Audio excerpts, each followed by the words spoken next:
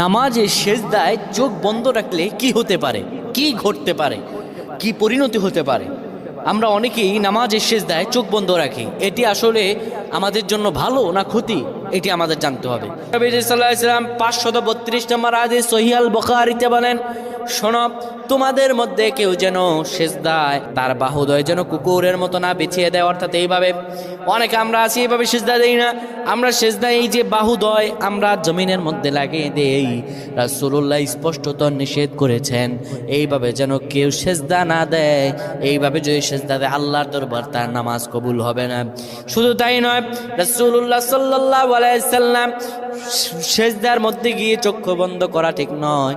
যারা চক্ষু বন্ধ করবে হয়তো মনের ভিতরে কোনো ফাহশা থাকলে সেটা দেখা যেতে পারে, কিংবা চক্ষু যদি বন্ধ করে রাখে তার এখানে কি আছে, সেজদার মধ্যে গিয়ে কি দেখতে পায় না দেখতে পায়।